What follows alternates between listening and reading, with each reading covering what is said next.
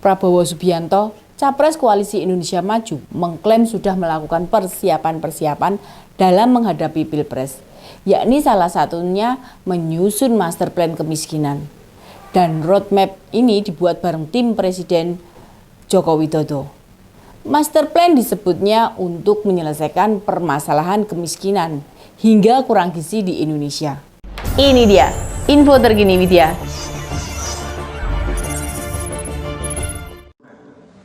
Suatu master plan yang menurut saya ini adalah jalan menuju kebangkitan bangsa Indonesia.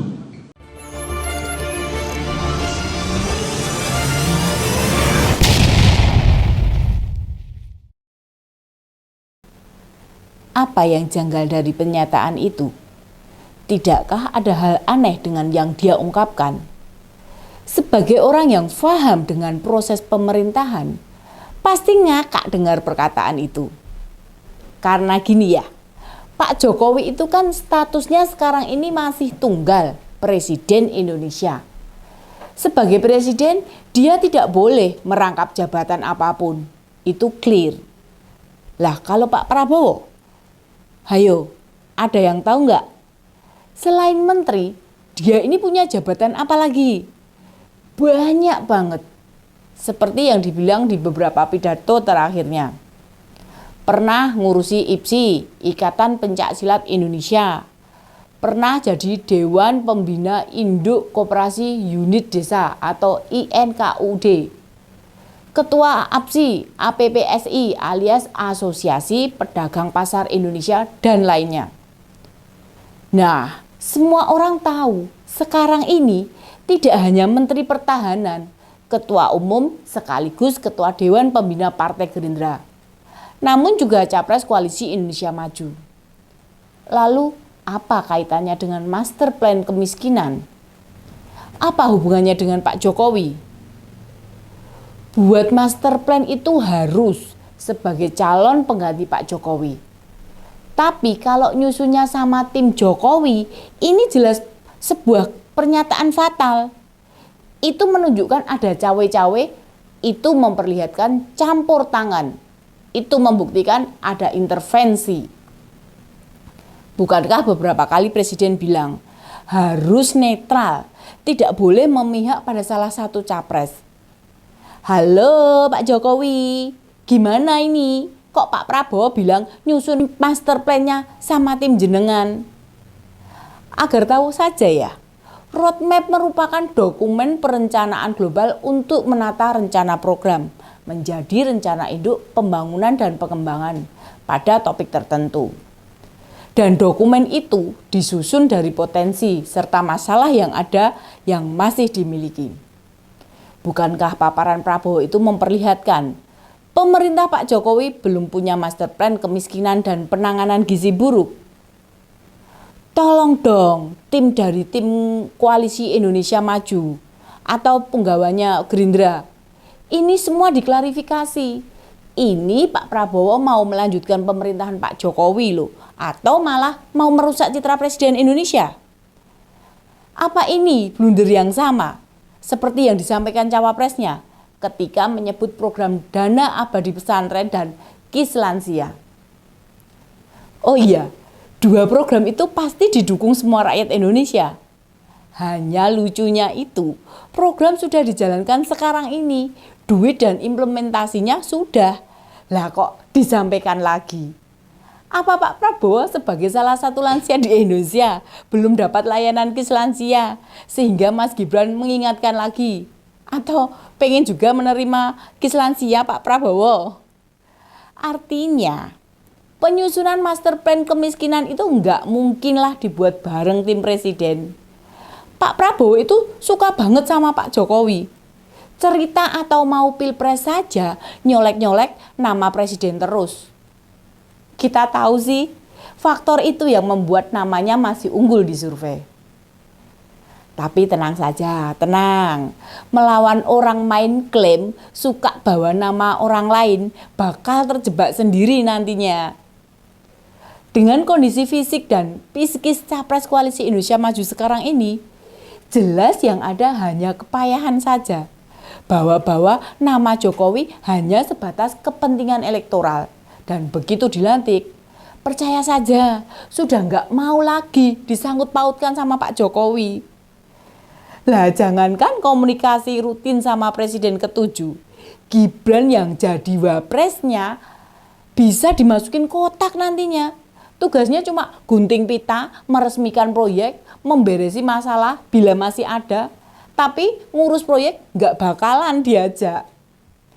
Ayo teman-teman yang belum nyadar, kasih tahu ke mereka.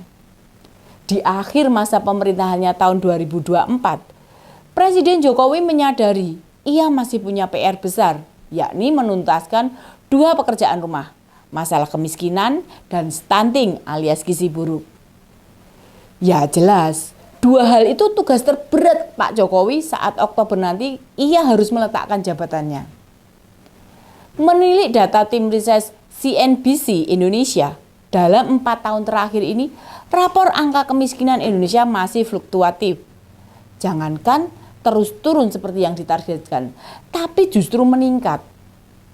Badan Pusat Statistik atau BPS dalam laporannya mencatat jumlah penduduk miskin Indonesia justru meningkat saat Indonesia dihantam badai pandemi COVID-19. Catatan BPS, September 2020, angka kemiskinan bertambah dari awalnya 2,76 juta jiwa menjadi 27,55 juta jiwa. Maret 2023, BPS melaporkan jumlah penduduk miskin di Indonesia 25,9 juta. Sementara untuk kekurangan gizi masih di 21 juta warga dan 21,6% anak mengalami stunting atau mengalami gangguan pertumbuhan karena kekurangan gizi. Sebagai bukti bila roadmap kemiskinan dan kekurangan gizi sudah masuk di pemerintahan sekarang ini, dalam RAPBN 2024, pemerintah sudah mengalokasikan anggaran 494 triliun untuk program perlindungan sosial atau Perlinsos demi menurunkan angka kemiskinan. Tidakkah alokasi ini menunjukkan paparan Prabowo itu klaim yang keliru?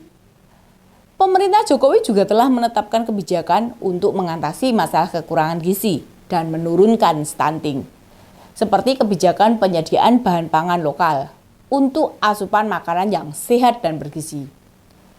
Intervensi kepada remaja atau calon pengantin dengan pengecekan dan konsultasi kesehatan sebelum menikah. Nah, jelas bukan? Sudah jelas jika master plan untuk mengatasi kemiskinan dan gizi buruk sudah ditetapkan pemerintah, sudah masuk dalam perencanaan Jokowi. Lantas, apa yang dikabarkan Prabowo itu tandanya apa coba? Ia ingin mencari simpati warga agar memberikan suara untuk memilihnya. Prabowo tak ubahnya sama dengan Gibran, tanpa malu mengklaim program-program yang sudah direncanakan oleh pemerintah. Tindakan mengaku-mengaku begitu itu, soalnya ada rasa lemah diri, nggak ngerti bila harus mikir sendiri, memangnya mereka bisa. Jika berhasil dilakukan, tentu harapannya akan disanjung oleh masyarakat, dapat jempol, dikirain sukses. Soal ini belum ada menteri yang klarifikasi loh yo. Lah nanti kalau Bu Sri Mulyani atau Menteri Kesehatan Pak Budi Sadikin mengklarifikasi, kira-kira apa ya bantahan timnya Pak Prabowo ini? Mungkin nih rumah soali, alasannya melanjutkan. Duh, gampangin Saran saya sih Pak Wo, cari cara yang kreatif untuk menarik perhatian rakyat. Program apa kek yang belum ada? Atau jika mau meneruskan program yang sudah dirancang pemerintah sebelumnya, ya jujur saja disampaikan kalau mau meneruskan gitu. Jangan mengklaim. Catat, meneruskan atau menuntaskan program yang sudah ada, jangan bilang sudah menyusun master plan-nya. Karena ini kan bisa diartikan melakukan kebohongan publik, membodohi masyarakat, seakan-akan memberikan sesuatu yang belum ada, padahal sudah ada dan tinggal menjalankannya, tinggal meneruskan. Mbok yang kreatif gitu loh, masyarakat diberikan informasi yang cerdas, informasi yang bisa membuat masyarakat jadi ngerti dan paham tentang master plan Indonesia yang sudah disusun presiden terdahulu. Jangan malah seolah-olah dia yang nyusun. Bersaing di Pilpres secara sehat dan fair, apa nggak bisa? Apa nggak percaya diri? Atau malah bingung mau cari isu apa yang bisa menarik perhatian gitu toh?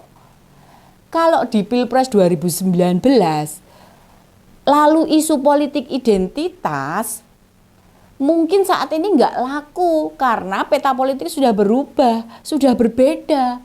Terus cari perhatian dengan mengklaim perencanaan yang sudah ada. Hahaha, lucu memang ini. Memang nggak mutu tenan Pak ini. Ayo, tolong jangan bohongi masyarakat. Rakyat kita sudah pada pintar. Ingat loh ya, jangan bohong. Demikian info terkini Widya. Sampai ketemu lagi di Ini Dia, info terkini Widya selanjutnya. Salam cerdas. Ini dia, info terkini Widya